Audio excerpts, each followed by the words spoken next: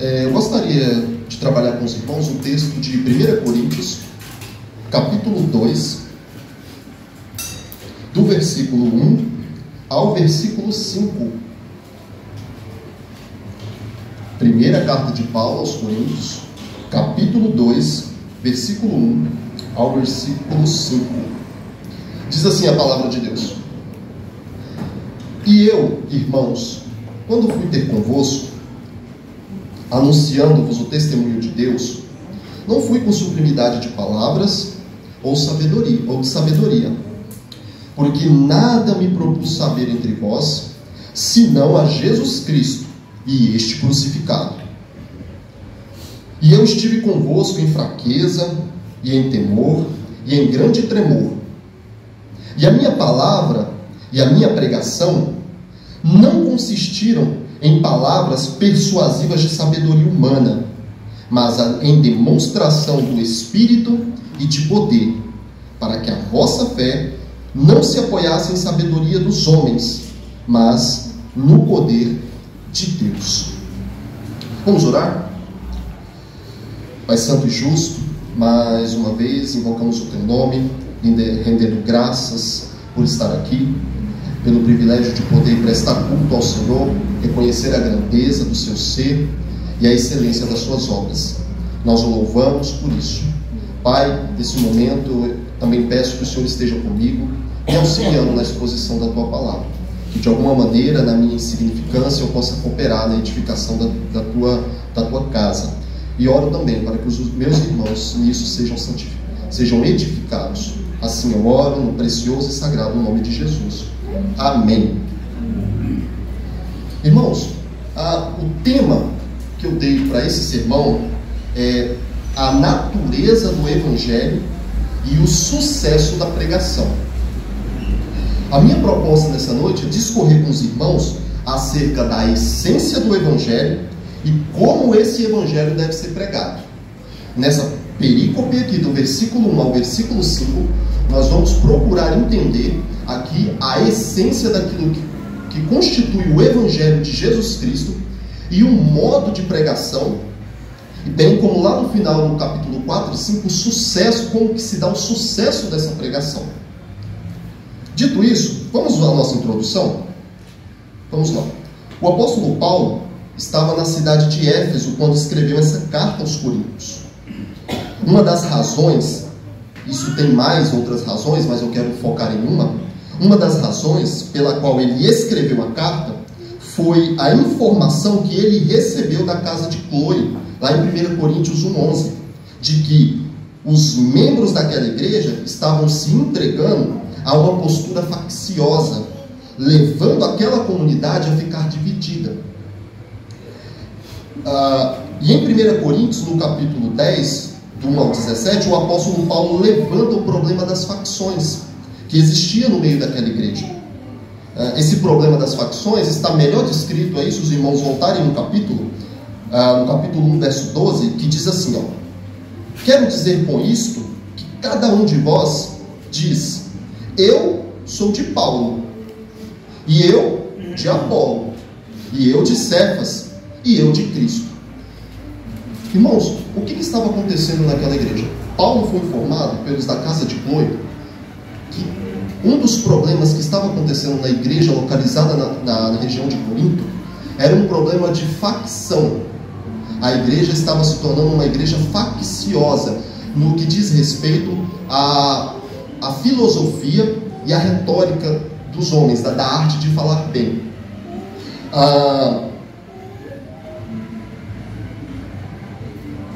1 Coríntios 1, do 10 ao 17, o apóstolo levanta o problema dessas facções no meio daquela igreja.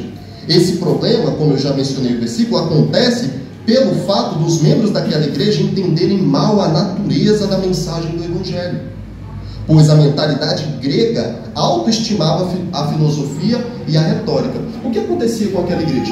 Irmãos, é importante nós notarmos que a igreja de Corinto, ela não é uma igreja que tem uma forte presença judaica. É bem possível que a forte presença dos judeus, com a sua ética moral, com a sua ética e moral, não tivesse a mesma força como tinha em outras cidades daquele período, onde Paulo estava pregando. Nós vemos que essa força judaica tem na igreja de Filipos, na igreja de Tessalônica, e Paulo e as pessoas dessas cidades têm uma certa familiaridade com o conceito judaico. Mas a igreja de Corinto aqui é bem possível, não significa que não havia judeus, mas eram bem poucos. Então era uma igreja que não tinha uma força judaica no quesito da ética. As pessoas daquele período não estavam tão bem familiarizadas com o judaísmo que é descrito no Antigo Testamento. Então, o povo de Corinto começou a compreender a mensagem do Evangelho de uma maneira equivocada, a forma da pregação de uma maneira equivocada, porque haja vista que não há ali o conteúdo do judaísmo, a mentalidade greco-romana prevaleceu. Então, alguns aspectos da mentalidade greco-romana era a paixão pelo conhecimento. Eles amavam o conhecimento, eles amavam filosofia e eles amavam retórica. Para quem não sabe, retórica é basicamente a arte de falar bem. Eles eram apaixonados por pessoas eloquentes, que sabiam falar de uma maneira muito excepcional. E eles começaram a confundir que a mensagem do Evangelho, a essência e o sucesso do Evangelho se dava pelo fato do pregador falar bem. Se uma pessoa comunica de uma maneira muito cheia de palavras excepcionais, com eloquência, com muita beleza nas palavras, eles começaram a entender que, para que o Evangelho avançasse, a pessoa deveria falar dessa forma. É por isso que no capítulo 1, versículo 12, vai ter aquele sentimento faccioso. Não, olha, eu sou de Paulo, eu sou de Apolo, não, eu sou de Cefas. Na mentalidade deles, isso tinha a ver com a retórica da época. Eles eram fascinados por isso. E por não ter uma mentalidade judaica, mas uma mentalidade grega, eles começaram a confundir. E isso começou a gerar um grande problema na igreja, e esse problema foi um problema de divisão, que compromete a unidade da igreja. Então Paulo aqui no capítulo 2, ele vai procurar sanar esse problema. Ele vai levantar a questão no capítulo 1, e aqui no versículo 2 ele vai solucionar o problema mediante trazendo à mente dos irmãos o período que ele estava com eles. O capítulo 2 é uma continuidade do argumento iniciado no capítulo 1, a partir do verso 10. O apóstolo Paulo está reprovando as divisões partidárias que existiam naquela igreja, bem como a sabedoria que estava irrompendo sobre a sabedoria humana que estava irrompendo sobre a sabedoria de Deus. Então, dada a introdução, olhando para o capítulo 2, Paulo agora vai começar a mostrar para os irmãos da igreja de Corinto que a essência do Evangelho e a maneira da pregação, o sucesso como se dá a pregação, não vem por meio da boa retórica. O povo de Corinto estava fazendo disso o coração do Evangelho. E isso era um grande problema. Então eu quero aqui no capítulo 2 discorrer com os irmãos como Paulo cuida desse problema. E como nós vamos perceber também como isso é relevante para as nossas vidas. Vamos lá. 1 Coríntios 2:1 diz assim: E eu, irmãos, quando fui ter convosco, anunciando o testemunho de Deus, não fui com sublimidade de palavras ou de sabedoria. Notem, irmãos, na parte B do versículo, não fui com sublimidade de palavras ou com sabedoria. Essa sabedoria que Paulo está se referindo aqui é a sabedoria grega, de estimar a filosofia, de estimar a retórica, ao ponto disso abafar o sentido e a essência do Evangelho. Então Paulo vai dizer, olha, irmãos, lembrem-se quando eu estava com vocês, Atos capítulo 18, lembrem-se quando eu fui ter com vocês, eu não vim com sublimidade de palavras, eu não vim aqui usando da retórica, de belas palavras, para conduzir vocês. Irmãos, é já importante a gente adiantar que filosofia e retórica não é um erro em si mesmo. Falar bem, falar com eloquência, gostar de filosofia, falar de filosofia em si, não é um problema aqui. Até porque em Atos capítulo 17, quando Paulo apresenta o Evangelho na região de Atenas, ele fala com certa eloquência. Todavia, contudo, o apóstolo Paulo aqui decidiu, nesse momento aqui, não fazer o uso da retórica, para que eles não viessem a confundir que a mensagem do Evangelho, a essência dela, estava no falar bem.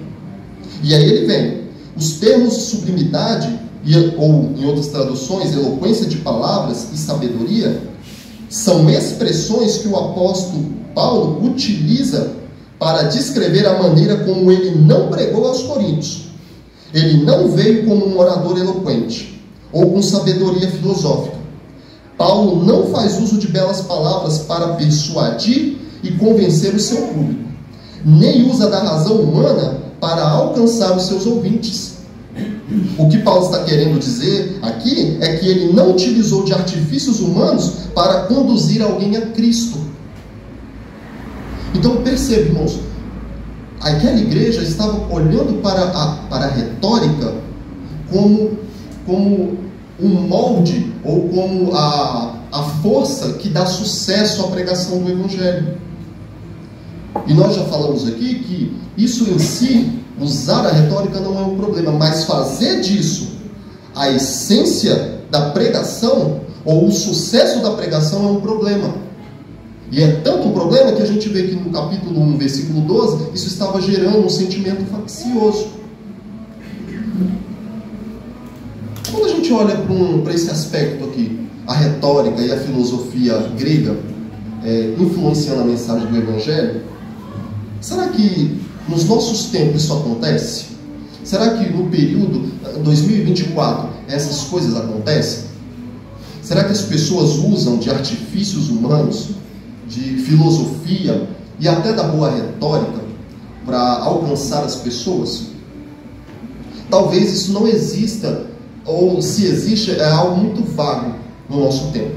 Todavia, contudo, eu queria mencionar com os irmãos que existe um método filosófico que as pessoas usam muito hoje, e elas nem se dão conta que existe, nem se dão conta que isso é um método filosófico. Esse método, irmãos, é o pragmatismo. É um método filosófico que, em poucas palavras, significa assim: se dá certo, então é o certo. Em poucas palavras, o pragmatismo é isso: se dá certo, então é o certo. É pelo resultado que ele mede que uma coisa é verdade ou não. E isso é algo que é muito característico hoje das igrejas ditas evangélicas. As pessoas começam a usar meios humanos. Eu vou dar um exemplo disso. Apaguem as luzes, eu vou começar a tocar no teclado aqui, um jogo de luzes, para mexer com os sentimentos dos irmãos. E eu começo a dizer: olha, talvez você chegou aqui arrasado, talvez você chegou aqui desempregado, talvez você chegou aqui sem dinheiro, sua situação está difícil. E querendo ou não, esse tipo de mensagem deixam igrejas lotadas, a bancarrota. É o que mais existe por aí. Métodos como esse nós chamamos de pragmatismo. As pessoas criam um método, e se esse método funciona, então elas determinam isso como uma verdade e começam a fazer essas coisas. Então, olhando para isso, o que uma verdade como essa deve imprimir em nós? Nós não devemos fazer uso de recursos que omitem ou distorcem a mensagem simples e pura do Evangelho. Marcelo, eu não posso fazer uso de boa oralidade? Eu não posso falar bem? Eu não posso falar com eloquência? Pode. Mas se falar dessa maneira, anunciar a pregação dessa maneira, envolve omitir ou distorcer a verdade do Evangelho, aí se torna um problema. Se torna um grande problema. E é o que muitas vezes o pragmatismo faz.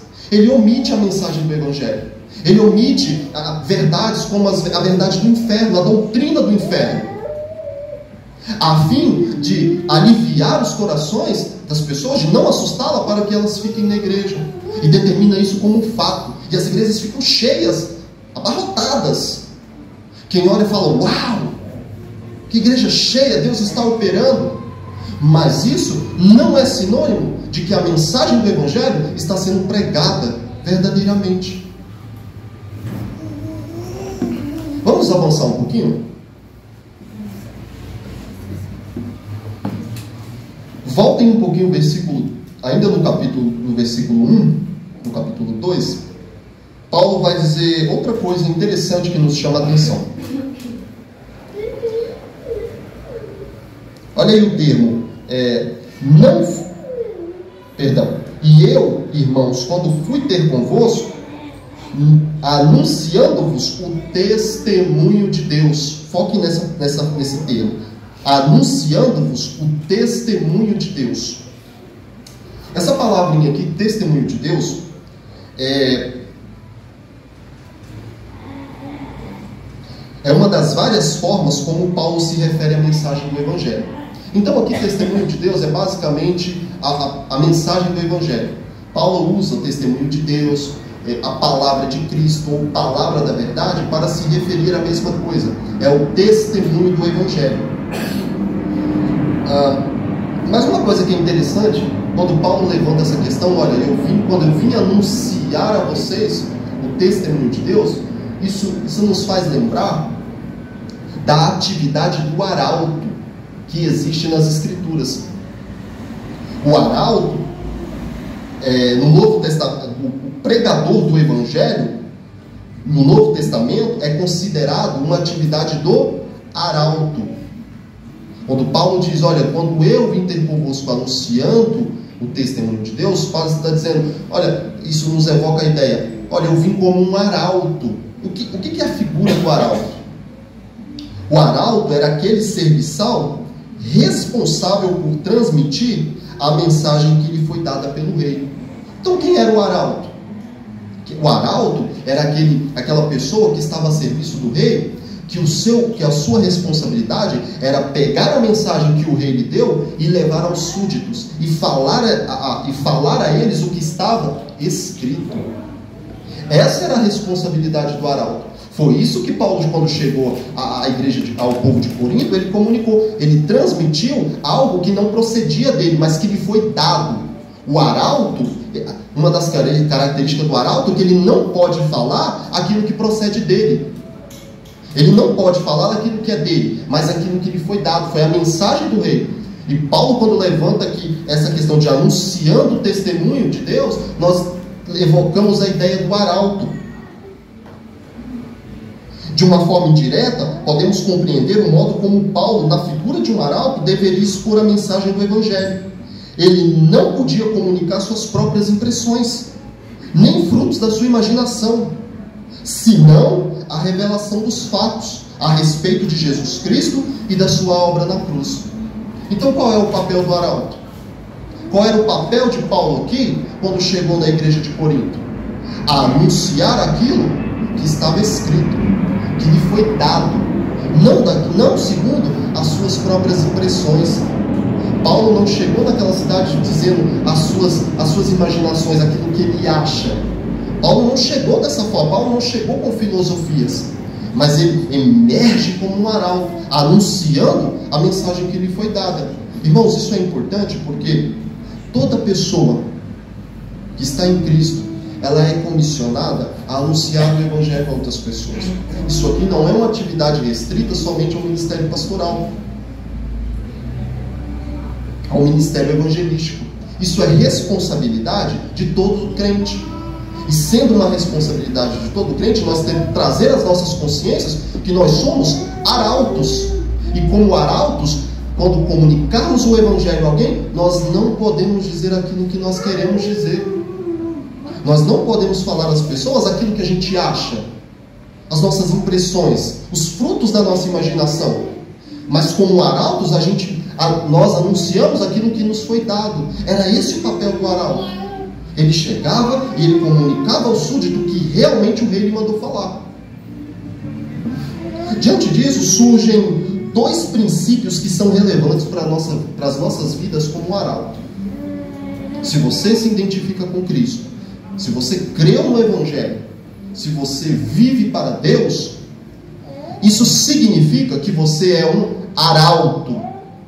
Você é um arauto.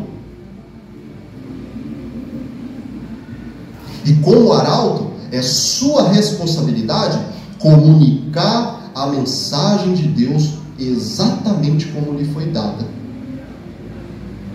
Então por que eu não posso falar? Irmão Marcelo, não entendi, mas por quais motivos eu não posso falar as minhas próprias impressões? Por que eu não posso falar aquilo que eu acho? Por que eu tenho que atuar como um arauto? Por que a minha mente não pode contribuir nisso? Na exposição e na pregação do Evangelho. Por que eu não posso fazer isso?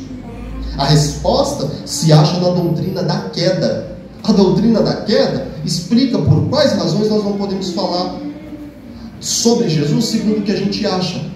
Olha lá, a resposta se acha na doutrina da queda.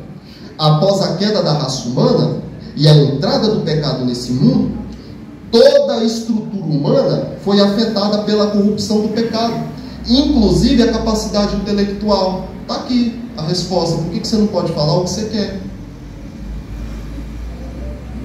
Eu posso, irmão, mas eu chegar para a pessoa e dizer: Jesus te ama? Não, você não pode falar isso. Você não acha naquilo que o rei lhe mandou dizer um fato como esse. Nós não podemos fazer isso. Mas, irmão Marcelo, por que cargas d'água? Porque quando Adão e Eva no jardim em rebelião desobedecem, o pecado entra no mundo. E o pecado é a corrupção da natureza humana, corrompe a natureza humana. Corrompe tanto que, à luz da própria revelação geral, da revelação da natureza, o homem não foi capaz de compreender Deus. Irmãos, abram comigo aí Romanos capítulo 1, no versículo 18 ao 23. Nós vamos perceber por que nós não podemos falar o que a gente quer, ou as nossas impressões.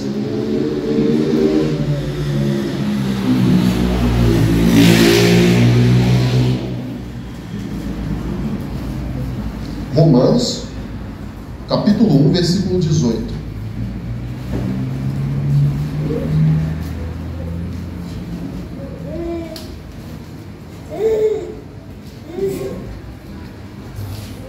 Vou estar lendo para não tomar muito tempo. Diz assim: porque do céu se manifesta a ira de Deus sobre toda a impiedade e injustiça dos homens, que detém a verdade pela injustiça.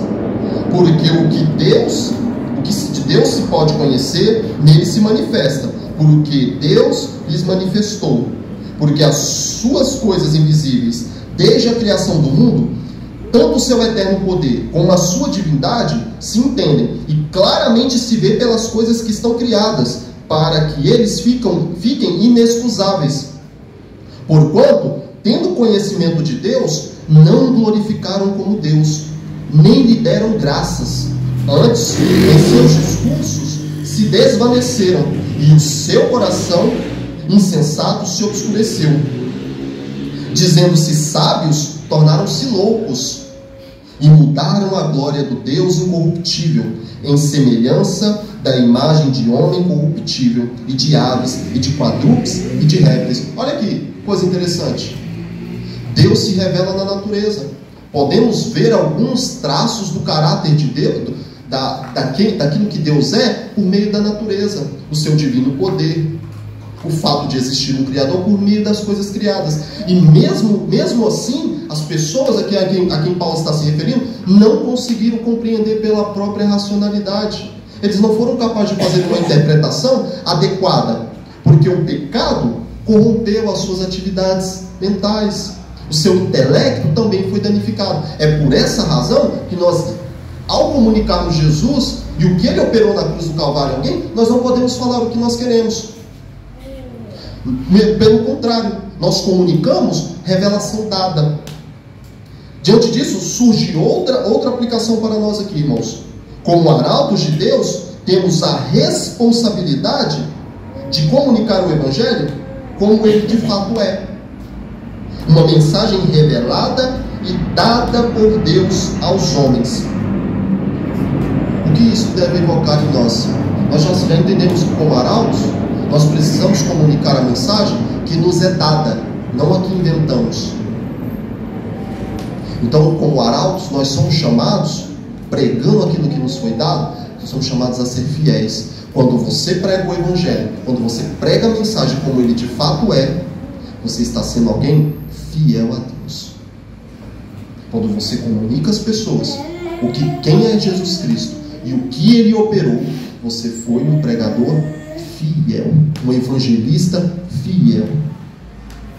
E é isso que um texto como esse precisa evocar em nós: fidelidade a Deus mediante uma pregação baseada na sua palavra que nos foi dada.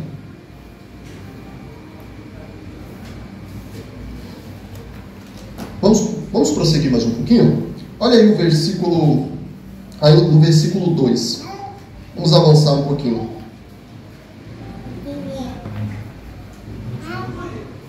Porque nada me propus saber entre vós. Somente até aqui. Porque nada me propus saber. Paulo não está dizendo que não falou nada. Antes, é uma declaração onde Paulo informa aos seus ouvintes que ao comunicar o Evangelho, ele não fez uso da eloquência. Notem, irmãos, vamos lembrar novamente. Aquele povo estava compreendendo que a essência do Evangelho, que o sucesso da pregação se dava pela boa maneira, pela arte de falar e pela sabedoria filosófica. É tão verdade isso que em 1 Coríntios capítulo 15, no capítulo 15 todo, Paulo vai refutar aqueles irmãos, dizendo a eles sobre a ressurreição, porque a mentalidade grega ela é dualista. Corpo é bom, corpo é mau, espírito bom. Corpo é mau, espírito bom. Só que na revelação bíblica isso não existe. O corpo e a alma do homem é uma unidade que serão restauradas quando Jesus vier. Então corpo e alma é aquilo que completa o homem. E a mentalidade grega entendia dessa forma. E isso rompia sobre a mensagem do Evangelho, comprometia a mensagem. Entender, olha, o corpo é mau. Então se o corpo é mau, ele não tem utilidade. Vamos fazer o que a gente quiser com o corpo. E o espírito é bom. Isso é um grande equívoco da mentalidade greco-romana. Isso significa que a essência da pregação do Evangelho de Paulo não consistia em ter boa oralidade. Ou seja, não consiste em falar bonito, mas sim comunicar os fatos a respeito de Cristo. A oratória, que é a arte de falar, em si mesma não é a essência do Evangelho. Paulo vai voltar a discorrer: olha, quando eu fui ter com vocês, eu não usei sabedoria filosófica, eu não usei a boa retórica, eu não quis dizer nada disso a vocês. A essência da minha pregação, o coração do Evangelho, não são essas coisas. O coração da mensagem do Evangelho não é isso. Mas o que de fato é então a mensagem do Evangelho? Ainda no versículo 2: porque nada me propus saber entre vós, senão a Jesus Cristo e este crucificado. Agora sim, como arauto, nós vamos compreender aqui qual é o conteúdo da nossa pregação. Nós já vimos através de Paulo que nós não podemos fazer, ou que ele não fez. Ele está dizendo: irmãos, lembrem-se, por que vocês estão com essa mentalidade partidarista, com essa mentalidade facciosa? Vocês não lembram? O que vocês estão dizendo? Eu sou de Paulo. Vocês não lembram quando eu estava com vocês? Eu não fiz uso dessas coisas. Eu não cheguei para vocês usando a boa retórica. Eu não cheguei para vocês falando bonito. Antes, olha o que ele diz: antes, se não saber a Jesus Cristo e este crucificado. Quando nós chegamos aqui, nós agora conseguimos entender qual é o conteúdo da mensagem. Aqui nós vamos entender, então, o que eu vou pregar, Marcelo? Se eu não posso falar as minhas impressões corrompidas pelo pecado, e se eu tenho como agir como um arauto, e eu tenho que informar aquilo que me foi dado, e não aquilo que eu inventei, o que é isso então? Qual é o conteúdo então dessa mensagem? Aqui: a Jesus Cristo e este crucificado. Olha aí, os termos Jesus Cristo e crucificado aponta para o conteúdo da mensagem do Evangelho, aponta para o conteúdo da mensagem do Evangelho. A mensagem do Evangelho consiste em dar testemunho da pessoa de Jesus e da obra que ele realizou na cruz. Você está com dúvida do que você tem que pregar? Nós temos que pregar quem é Jesus Cristo e o que ele realizou na cruz. É esse o conteúdo que você tem que pregar. no seu trabalho.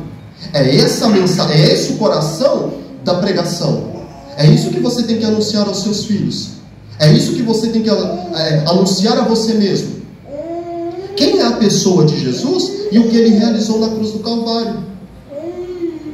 Paulo está dizendo à igreja de Corinto: quando eu estive junto com vocês, eu lhe anunciei quem era Jesus e o que ele realizou. E Paulo fez isso de uma maneira simples. Paulo poderia usar da boa retórica, da arte de falar? É claro que ele poderia. E ele fez isso no capítulo 17 de Atos, na cidade de Atenas. Mas quando ele chega em Corinto, ele decide não usar esse método, sabendo de que isso poderia acontecer justamente o que estava acontecendo, mesmo sem ele falar com retórica. Comunicar às pessoas que Jesus Cristo foi crucificado em favor dos pecadores, compreende pregar o Evangelho.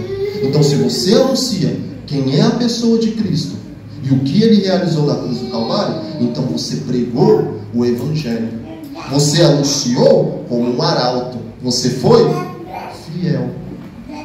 Interessante lembrar disso, irmãos, que eu estava hoje na nossa escola bíblica dominical. Nosso professor, nosso preletor foi o irmão Júnior. E eu pude perceber que o irmão Júnior aqui, enquanto ele falava, o irmão Júnior, com simplicidade e coerência, ensinou coisas profundas, falando sobre quem era Jesus, falando Jesus como mediador, os atributos de sacerdote, profeta e rei. E ele falou com simplicidade. Ele pegou textos do Antigo Testamento de uma maneira muito simples e compreensível e anunciou.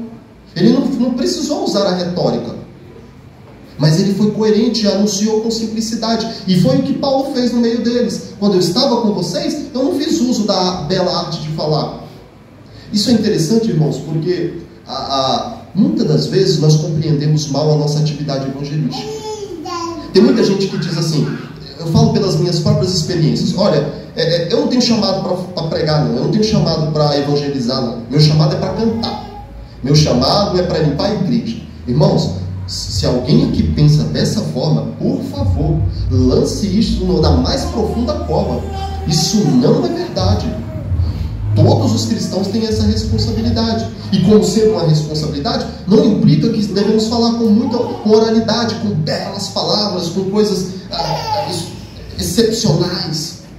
Mas nós podemos comunicar a Cristo de uma maneira simples e singela. E é claro que isso implica que aí a gente tem que estudar. Temos que compreender. Pede no mínimo, um pouco de comprometimento, se quisermos entender a mensagem do Evangelho. E isso implica se voltar para a palavra de Deus. É aqui que o arauto vai ver a mensagem que ele tem que comunicar. Então, se não há interesse com as Escrituras, seu evangelismo será um evangelismo fracassado.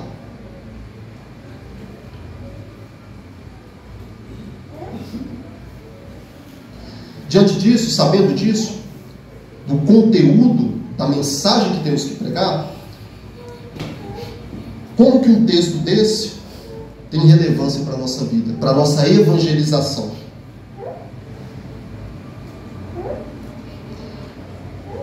Quem é a pessoa de Jesus Cristo e o que realizou na cruz? Olhando para o texto, olhando para o texto, qual deve ser o conteúdo da minha evangelização? Irmão Marcelo, qual que é a mensagem que eu devo anunciar? Que anuncie quem é Jesus e o que ele operou na cruz do Calvário em favor dos pecadores. Nós podemos dizer assim: olha, você sabe quem é Jesus? Você sabe quem é Jesus? Jesus Cristo é o Filho de Deus que se fez homem e que sendo Deus homem encarnado, morre na cruz do Calvário. Nessa cruz ele paga pela minha dívida, ele paga pela minha culpa. Por causa dos meus pecados, ele é crucificado. E ele sendo crucificado, ele paga pela penalidade do pecado. A penalidade do pecado me enviaria ao inferno, em uma separação eterna de Deus. É isso que nós devemos pregar. Pregar, olha, ele é o Filho de Deus, que ao morrer na cruz, junto com o perdão dos pecados, ele também me concede vida eterna. Ele me reconcilia com Deus. Essa é a mensagem que deve estar em nossos lábios.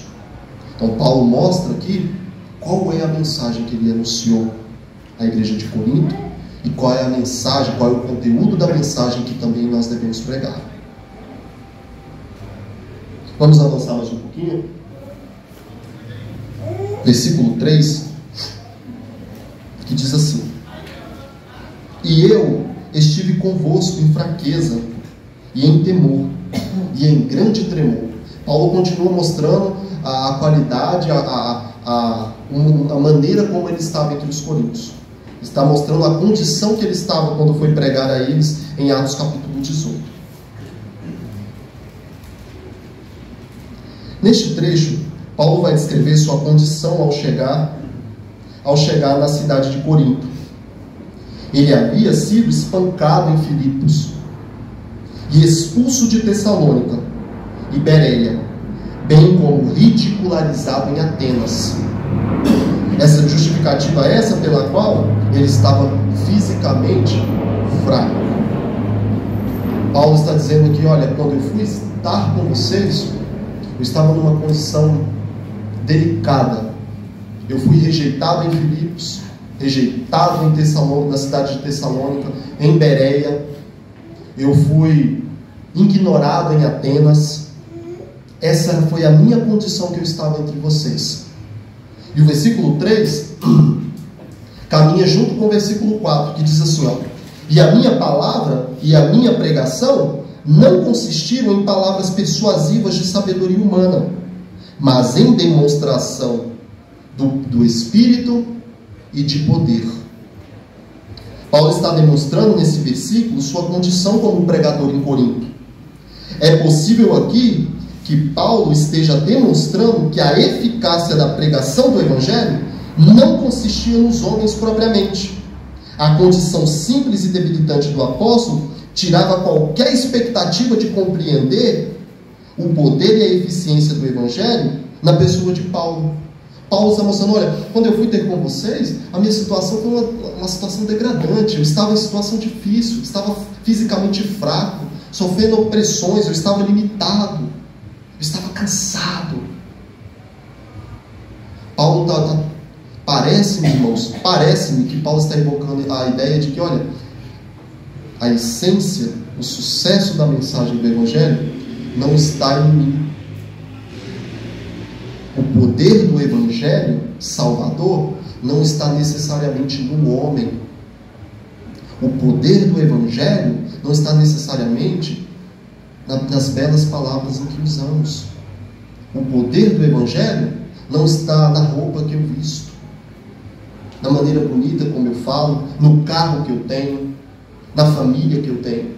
O poder do Evangelho, provavelmente Paulo está mostrando aqui, que o poder do Evangelho não consistia em homens.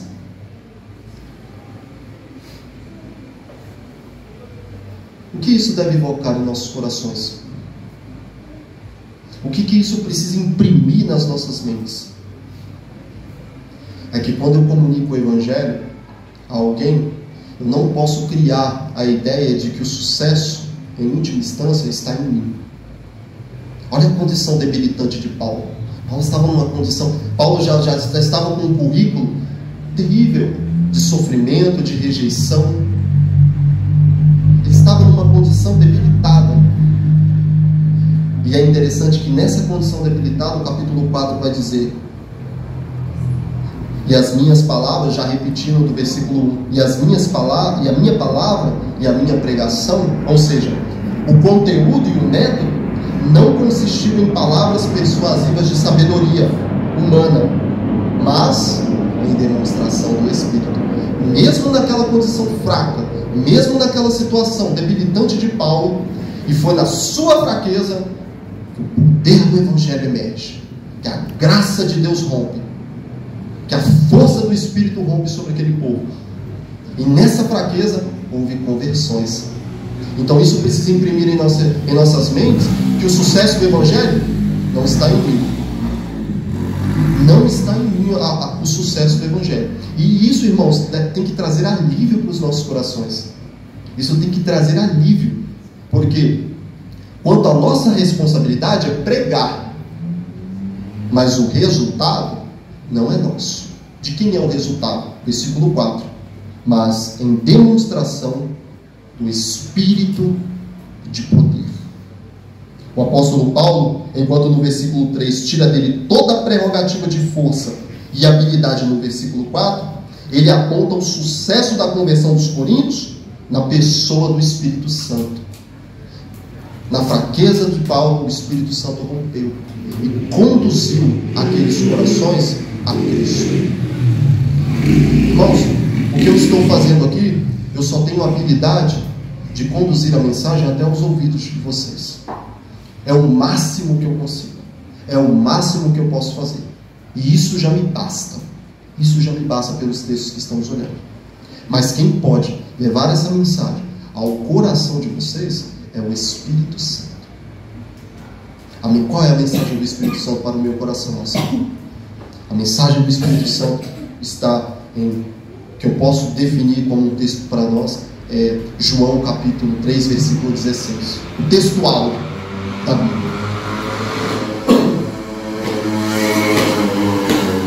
E Deus amou o mundo de tal maneira que enviou o seu Filho unigênito para todo aquele que nele crê não pereça, mas tenha vida eterna.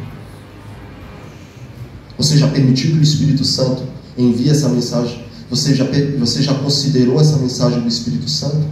Essa mensagem penetrou seu coração? Você compreende que você é um grande pecador, um miserável, que por seus pecados você é passivo da ira de Deus? Você merece o mais profundo inferno? Você compreendeu isso? Você permitiu que essa mensagem penetrasse o seu coração e mostrasse a sua condição? Você permitiu? Você entendeu essa sua condição de pecador? E entendendo isso, você olhou para a pessoa de Cristo como a sua única esperança de vida? Você permitiu que essa mensagem penetrasse o seu coração? Essa foi a demonstração do Espírito Santo, o simples evangelho de que Jesus morreu por pecadores, do qual todos nós somos participantes, do qual todo o gênero humano é participante. E essa mensagem simples, quando irrompe, ela produz salvação. E foi na pequenez de Paulo, na dificuldade dele, na sua limitação, na sua falta de sucesso em outra cidade, que o Espírito Santo irrompe. Em última instância, isso nos deixa outra aplicação, que o sucesso da nossa pregação está em quem? Em Deus. Abra comigo, rapidamente, em Romanos, capítulo 9, do versículo 15 ao 16. Romanos, capítulo 9, versículo 15 ao 16.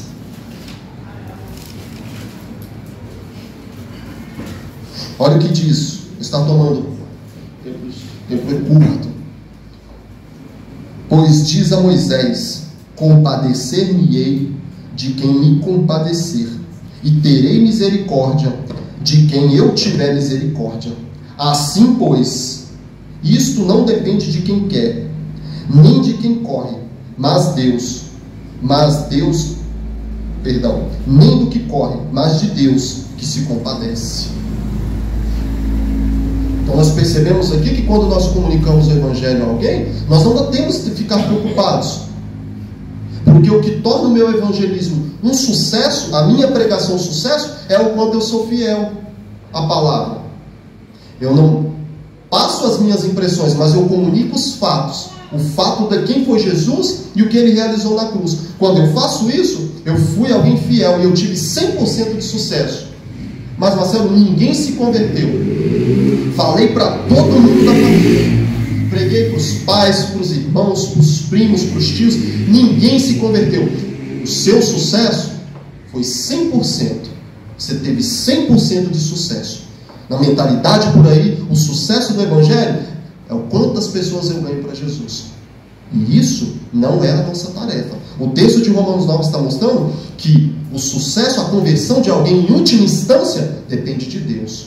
Então o nosso trabalho é comunicar. É comunicar o Evangelho como ele de fato é. E descansar nos resultados em Deus. Então, quando você for comunicar o Evangelho com alguém, fique despreocupado. O resultado é problema do Espírito Santo, não seu, não meu. Por que isso é importante? Porque quando nós estamos focados no sucesso, nós começamos a usar artifícios.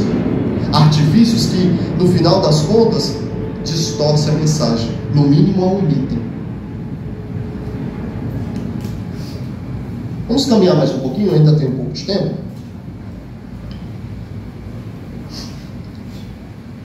Acho que dá para terminar o versículo 5. Diz assim: para que a vossa fé não se apoiasse em sabedoria de homens, mas no poder de Deus. Nesse versículo, nós podemos chegar a uma compreensão mais definitiva do motivo pelo qual o apóstolo Paulo decidiu não fazer uso de palavras excepcionais da razão humana. Paulo queria garantir que a fé dos coríntios não estivesse fundamentada em Paulo, mas em Deus. Então, por quais razões devemos ser cautelosos na nossa pregação do Evangelho? Paulo, no versículo 5, está dizendo: olha, eu não usei os artifícios humanos, eu não usei da retórica, eu não queria que ao pregar a vocês, a fé de vocês estivesse baseada em mim, na minha bela maneira de falar. Meu objetivo não era isso, mas que a fé de vocês estivesse fundamentada em Deus. E por que tem que ser fundamentada em Deus e não em nós? Porque a nossa fé, não, a fé de homens lançada sobre outros homens, não produz salvação.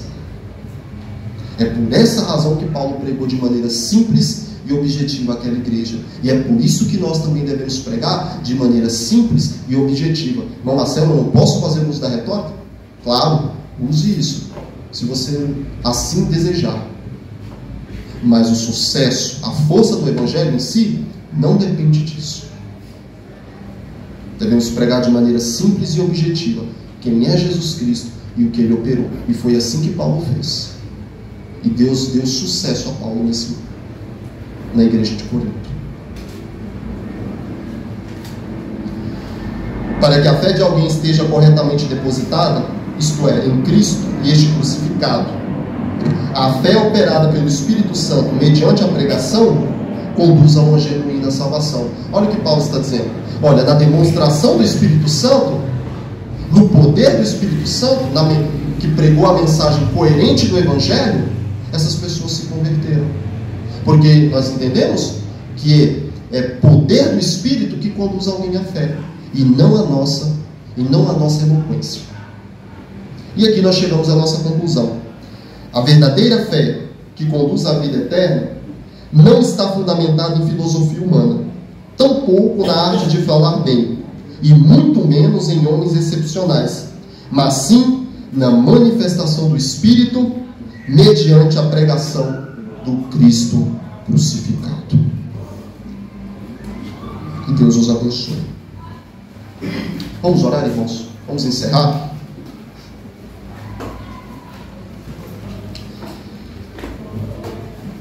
Senhor, nosso Deus e nosso Pai, nós rendemos graças ao Senhor por este momento. Nós compreendemos nessa noite alguns princípios que foram estabelecidos para a promoção da Tua Palavra. Nós devemos ser cautelosos para que não anunciamos a salvação mediante as nossas próprias impressões, mediante a nossa própria razão, mas mediante o Evangelho que foi dado nas Sagradas Escrituras. Ajude-nos a comunicar a fé como arautos, com fidelidade, falando aquilo que nos foi dado, recebido, e não aquilo que nós achamos. Faça com que a Tua Palavra tenha efeito sobre o coração daqueles que ainda se perdem. Conduza eles a Cristo. É a nossa oração. Esteja conosco nesse restante de noite e nos abençoe, segundo a grandeza da sua graça e da sua misericórdia. Nós assim oramos em nome de Jesus. Amém.